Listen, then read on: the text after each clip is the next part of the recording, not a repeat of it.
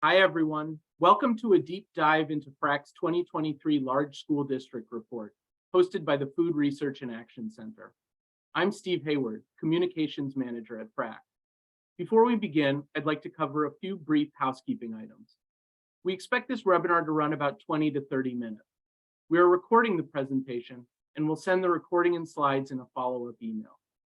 Closed captioning is available. To turn captions on, select Show Captions in the bottom taskbar. At the end of the presentation, there will be time for questions and answers. To ask a question, please use the Q&A tab also in the bottom taskbar. With that, I'll pass it off to Erin Heisem, Senior Child Nutrition Policy Analyst at FRAC. Thanks, Steve, and hello, everyone. Welcome to the Food Research and Action Center's 2023 webinar, a deep dive into the Large School District Report. My name is Erin Kennedy Heisem, and I'm a Senior Child Nutrition Policy Analyst with FRAC. I'm so excited to be here today to share what we have learned from this year's survey. So let's get started. Next slide, please. We have a lot of excellent information to share today, but I want to start by sharing my utmost appreciation and gratitude to the school districts who participated in our 2023 Large District Survey. If you are familiar with school nutrition program operators or you are one yourself, you know that they are insanely busy, and that is an understatement. Their jobs are 24/7 plus. I want to thank them for responding to my numerous and often annoying requests to participate or clarifying my questions or explaining something to me, and for doing so with patience and grace. So thank you. I will start today's presentation by reviewing our survey goals and methodology before we dive into the key findings and FRAC's policy recommendations. I will also share some resources and we'll wrap up with a Q&A session. As my colleague Steve mentioned, please utilize the Q&A function on the bottom taskbar of your Zoom screen to submit questions at any time throughout this webinar. Next slide, please. We set out on this research journey with four main goals in mind. Specifically, we wanted to collect information on large district nutrition operations during the 2021-22 and 2022-23 school years to better understand the ongoing impact of the COVID-19 pandemic on operations and participation. We wanted to understand the extent to which the surveyed districts used the USDA child nutrition waivers and how the loss of those waivers affected school nutrition programs. We wanted to discover the extent to which the surveyed districts were implementing promising practices to maintain and increase participation, such as breakfast after the bell models and offering meals to all students at no charge. And lastly, we wanted to identify the benefits of offering healthy school meals to all, as reported by the surveyed districts. Next slide, please. From February to March of this past year, we distributed an electronic survey to 179 large public school districts nationwide. For this report, a large district was defined as having an enrollment greater than 7,000 students. This survey was comprised primarily of multiple choice questions that asked each school district about their breakfast and lunch participation and practices. The survey collected school breakfast program, National School Lunch Program, and Seamless Summer Option data for April 2022, and school breakfast and lunch data for October 2022. Participation was determined by self-reported numbers. Average daily participation was calculated by taking the total number of meals served by type, so breakfast and lunch, for each month, April and October, and dividing by the number of reported operating days. Total ADP was then calculated by adding together the ADP by meal type for each district. School districts were given multiple opportunities to review the data tables and provide updated information prior to publication. Next slide, please. 91 districts across 40 states and the District of Columbia completed the survey. That's over a 50% response rate. It's not too bad. District size ranged from over 7,300 students in Inglewood Unified School District in California to nearly 1 million students in the New York City Department of Education. Combined, the survey represented over 10,000 schools and 6.5 million students. Next slide, please.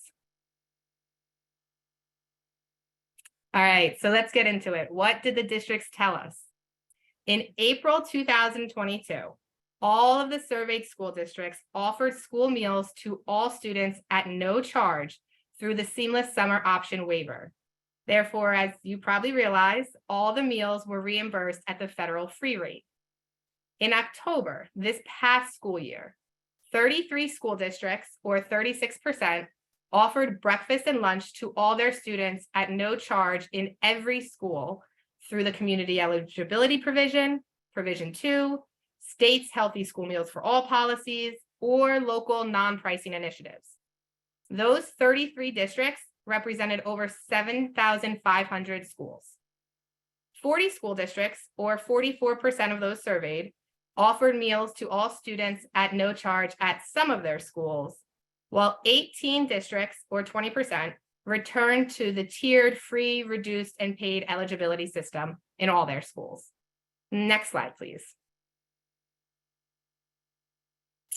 As you know, during the 2021-2022 school year, USDA extended nationwide pandemic-related waivers that gave districts the flexibility needed to operate child nutrition programs during volatile circumstances, such as labor shortages, supply chain disruptions, and school closures. As I mentioned, every school district included in this report utilized at least one waiver in April 2022, with all surveyed districts utilizing the SSO, Seamless Summer Option waiver. Those waivers were not widely available this past school year.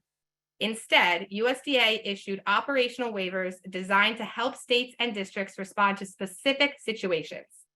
Program operators were expected to use these waivers only when meal service was limited by the COVID-19 pandemic. Thus, in October, 75% of school districts reported not using any waivers. Of those that were used, the Fiscal Action Flexibility for Meal Pattern Violations waiver, which allowed state agencies to forgo financial corrective action for districts unable to meet the nutrition standards, was the most utilized. Next slide, please. So what effect did the loss of those waivers, particularly the Seamless Summer Option waiver, have on participation? Well, as you can imagine, participation dropped. Collectively, districts reported a 5% decrease in average daily participation in October 22 compared to April 22, serving 100,000 fewer students each school day. Next slide, please. Average daily participation in breakfast went from 1.84 million children in April 2022 to 1.74 million in October. 33 districts saw an increase in breakfast participation from April to October, with the remaining 58 districts reporting stagnant or declining participation. Drops in participation were mitigated by offering breakfast to all students at no charge. Next slide, please. The combined reach of breakfast among the 91 school districts trailed lunch in both April and October.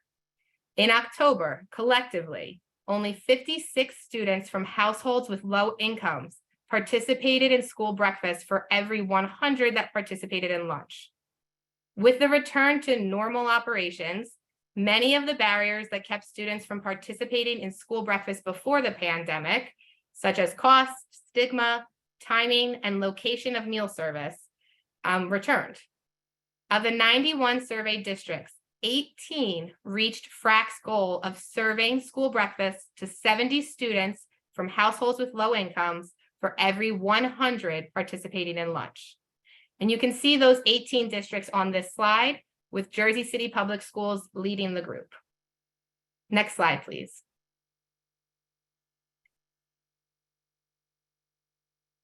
Like breakfast, average daily participation in lunch also dropped, this time by 7%, or more than 250,000 students on an average school day. Next slide, please. Average daily participation in lunch went from 3.61 million students on an average day in April to 3.36 million in October. 28 districts saw an increase in lunch ADP, with the remaining 63 districts reporting stagnant or decreased numbers. Next slide, please. With the loss of many federal waivers, along with the ongoing pandemic-related issues this past school year, districts continue to face a variety of operational challenges, including rising food prices, labor shortages, supply chain disruptions, and communication difficulties. Of the 91 districts surveyed, 28 implemented the community eligibility provision district-wide. So 63 districts returned to using school meals applications this year. 87% of those districts reported difficulty getting families to complete an application. 67% struggled to get families to respond to verification requests. And just like we've seen in news stories across the nation for this past year, 91% of school districts that charged for meals during the 2022-2023 school year reported increased school meal debt. Next slide, please. As we have seen, state and local healthy school meals for all initiatives surged as states, school districts, families, and students refused to return to pre-pandemic operations. 11 of the surveyed districts operated in states with healthy school meals for all policies. As I've mentioned, 22 additional districts offered free meals to all students through the district-wide implementation of the community eligibility provision. Districts that were able to continue offering school meals to all of their students at no charge did not experience the decrease in participation that the districts who returned to a tiered eligibility system experienced. And I love this quote from Peoria Unified School District, because some of us have been that child, some of us have been that cafeteria professional, and all of us can imagine the pain of not having enough money to quiet a hungry stomach. Serving free meals to all students improved employee morale and not having to tell a child that they owe money. That's huge. Next slide, please. Nearly every surveyed school district reported benefits to offering free meals to all students, from supporting households to ending child hunger, from eliminating stigma to eliminating school meal debt, to building community and strengthening relationships. There is widespread support for healthy school meals for all. Next slide, please. And as FRAC's president has stated, we cannot lose the progress gained with healthy school meals for all. The return to pre-pandemic operations results in too many children missing out on the nutrition they need to fuel their health and learning. It is time to move forward with permanent, nationwide, healthy school meals for all. Next slide, please. All right, so what do we recommend from all of this survey and all that we know? To ensure that children have access to healthy school meals and that districts have the support needed to run viable programs, FRAC advocates for these vital recommendations.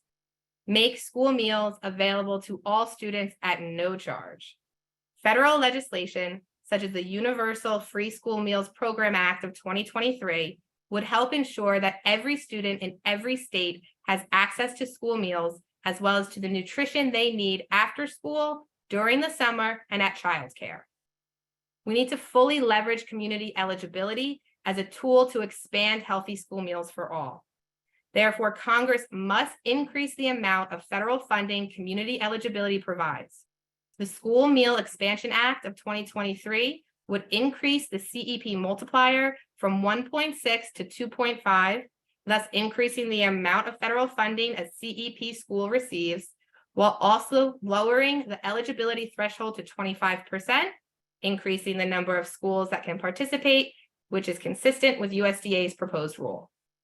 Likewise, expanding direct certification, such as nationwide participation in the Medicaid Direct Certification Demonstration Project, would ensure that more eligible children automatically qualify for free school meals. Doing so would eliminate application barriers for eligible families, reduce administrative burden on districts, and support community eligibility. Next, FRAC calls for increased school meals reimbursements. The Healthy Meals Help Kids Learn Act would permanently increase the federal reimbursement rates for breakfast by 28 cents and school lunch by 45 cents, with yearly adjustments for inflation. Lastly, local, state, and national initiatives that support breakfast after the bell models, such as additional funding for school breakfast and supportive policies, will increase participation and ensure students have access to this vital morning meal. Next slide, please. So the 2023 Large District Report, as well as our work on healthy school meals for all, can be accessed online at these addresses. Next slide, please. Here we see a screenshot of our Large District Report storytelling page, where you can dive even deeper into the data. You can read district quotes. You can break down everything that the districts have told us in the survey. Next slide, please. And here you can see FRAC's landing page for Healthy School Meals for All, where in addition to resources, you can find our map indicating which states have permanent policies or Healthy School Meals for All campaigns. Next slide, please. All right, so let's take some questions. See, does anyone have any questions, either through the chat or the Q&A function? Sure, so a question came through. Can you share the names of proposed legislation mentioned? So let me go back. There's a few different bills mentioned. They are indicated in the report itself. So if you go to our Large School District Report 2023 page, you can find it all written in the report. But the things that I mentioned in this webinar was the Universal Free School Meals Program Act of 2023. That would help ensure every student in every state has access to school meals, as well as expanding on summer, after school, and childcare. We talked about bills related to CEP. So the School Meals Expansion Act of 2023 would increase the CEP multiplier from 1.6 to 2.5, while codifying eligibility thresholds at 25%. And we also talked about the Healthy Meals Help Kids Learn Act, which would permanently increase the per meal reimbursement rates, 28 cents for breakfast and 45 cents for lunch, with a yearly adjustment for inflation. The links are back up.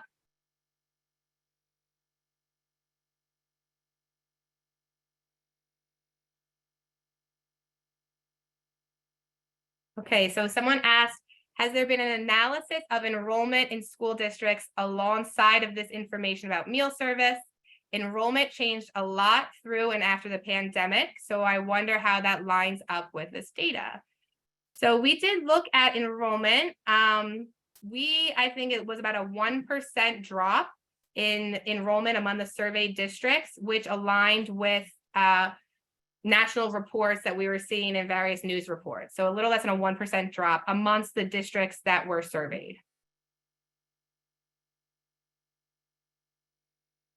In terms of passing legislation for federally funded universal school meals, do you see value in a state-by-state approach, or should we just be advocating more strongly at the national level?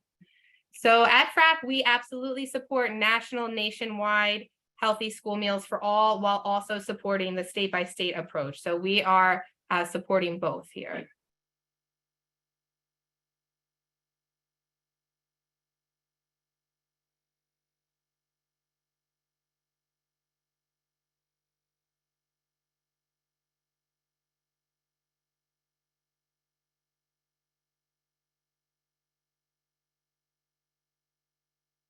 All right, I'm just checking the chat and the Q&A function for any more questions.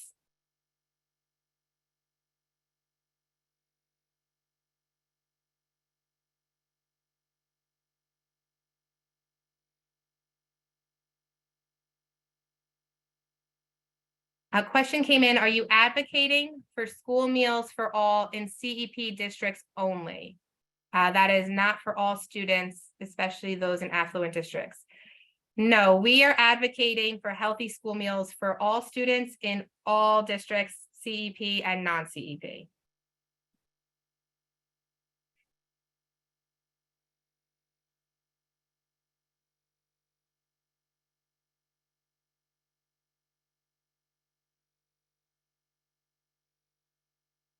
Will you have the links? I'm not sure the links to which report. It's hard. I can drop some links in the chat here for our resources if that's what's being asked.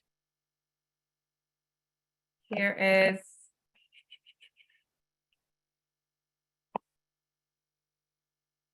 Okay, so I just dropped a link in the chat to our report directly. And let me drop one for a Healthy School Meals for All page.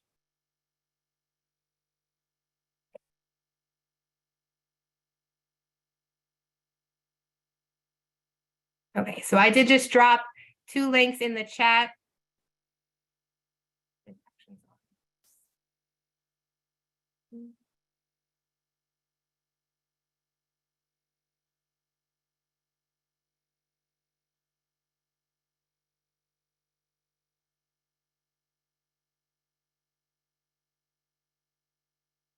Okay. Any more questions? And not follow-up question.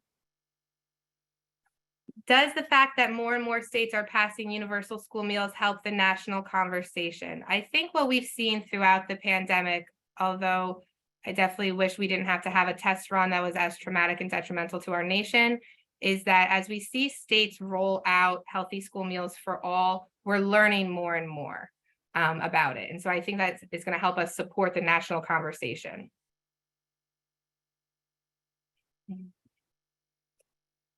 Do any other sources of data exist on this topic? If yes, do they align with your findings? So I think our findings with regard to the challenges that the districts have faced align with some of the other surveys that have been done in the past year. The SNA survey comes to mind as districts explain what has happened with participation, the struggles they're still facing with supply chain issues, rising food costs, the struggles they are facing with communication challenges. They've also reported in other findings about increased school meal debt, as well as declining participation.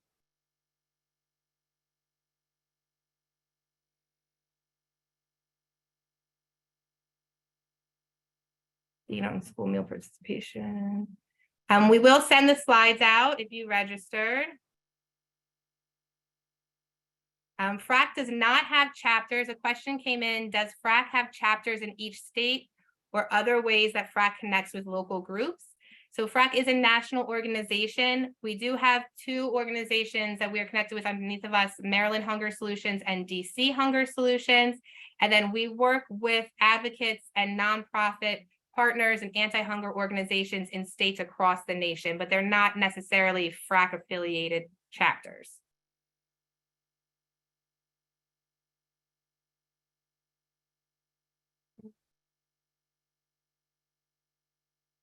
So a question came in about, do we have data on school meal participation in rural communities? So we did not look at that in this report. This report really looked at enrollment as eligibility to participate.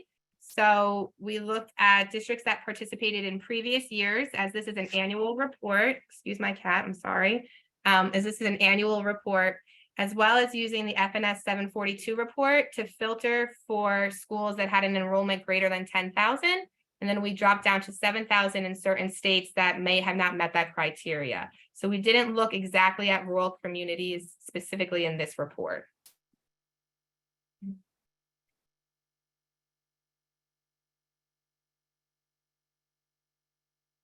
Okay, so Steve, if we could go back to the benefits slide and I'll explain how this was determined. The question was the benefits of offering free school meals to affluent districts. So we asked school districts what benefits they saw to offering free school meals for all, and the school districts that participated had a varying degree of free and reduced meal percentages of their enrollment. So some would be considered more affluent, some would be considered less affluent, let's say. And you can see all of that data, all of the tables are in the report that I've linked in the chat. So according to the school nutrition program operators themselves, this is what they reported as being benefits of offering healthy school meals to all students. So the highest rated benefit was that it made it easier for parents and guardians. Then said decreased child hunger, it eliminated stigma, which could be present in an affluent or more affluent or a less affluent district. Supported household finances, eliminated school meal debt. And then there was a number of benefits reported with regard to the administration and operations of the programs themselves. So that it eliminated school meal debt is an operational administrative benefit, as well as a benefit to the families and to the students. It's eased administrative burdens, and it helps support and streamline operations. So those are some of the benefits that were mentioned.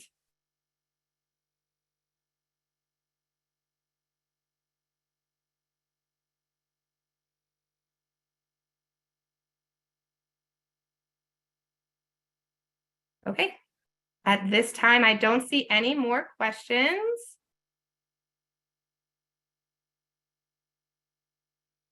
All right, Steve, can we go to the last slide, please?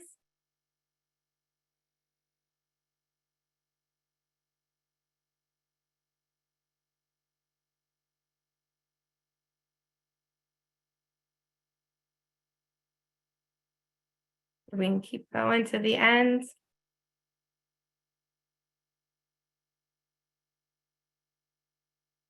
All right, so as I'm sure you're all aware, FRAC has a wealth of resources related to all federal nutrition assistance programs that I encourage you to explore. Please connect with us so we can work together to strengthen these programs and end hunger in our nation. Thank you so much for attending today's webinar, and a massive amount of appreciation to all of our school nutrition program operators for sharing their time and expertise, for feeding our nation, and for feeding our future. My name is Erin Kennedy Heisem, and I am happy to connect with you offline at any point regarding this report or school breakfast and school lunch. Thanks again, and have a great day.